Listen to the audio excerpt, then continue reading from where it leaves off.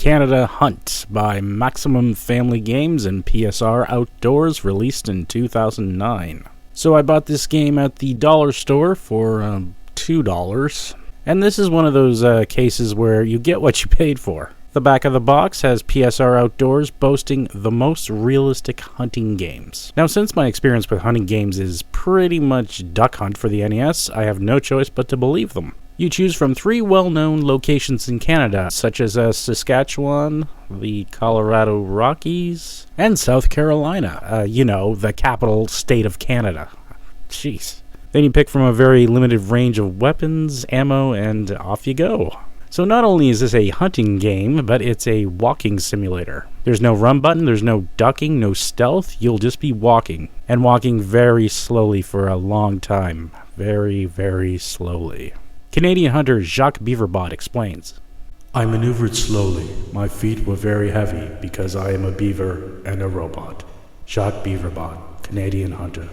You can change from first or third person view with a robotic walking animation and no turning animation. It's just ugly. So you just keep walking and walking till you run into an animal to shoot. Shooting is just point and shoot. That's it.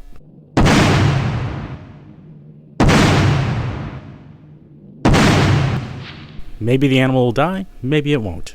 There's also an animal collar which doesn't really seem to do anything. I'm sure it works, but I can't tell if it is.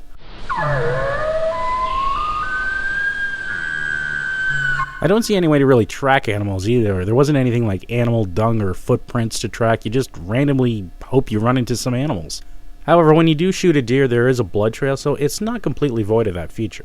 But unfortunately, the only way to really track an animal is to hit the animal camera button. So this just zooms in on one of the animals in the area, and you look at its surroundings and try to figure out where it is. That's how you track things. And going into this cam, it's funny sometimes to see the game glitches. Animals walking through trees, animals moving without animation.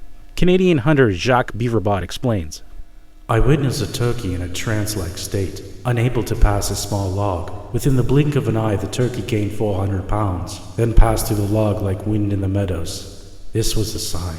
Jacque Beaver Bot, Canadian hunter.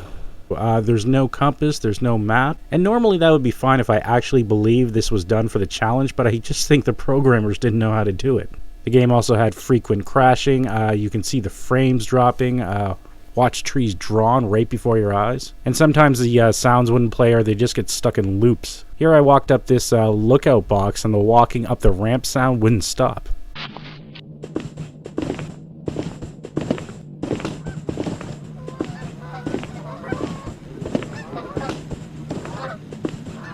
Canadian hunter Jacque Beaver Bot explains. After stepping onto the box, the noise of the entrance echoed through my head for the next several hours. I felt this bad omen was a warning by the Saskatchewan otter god, Septolica. Still, I bravely pressed on. Jacque Beaver Bot, Canadian hunter. So the only one thing I mildly enjoyed was a challenge mode where it gave you 5 minutes to kill something. But I barely enjoyed that. So this was made by just a little game studio. And they actually got a big break and put out a commercial retail release of this game. And I think that's great, but honestly, this game just wasn't ready. Crashes, glitches, incomplete animations, frame rate drops, few game mechanics. It just wasn't ready. So I'm going to have to say I was disappointed with this game. Hopefully, though, the studio will learn from their mistakes and improve the quality of their games in the future. Thanks for watching. Jacque Beaver Bot, Canadian hunter.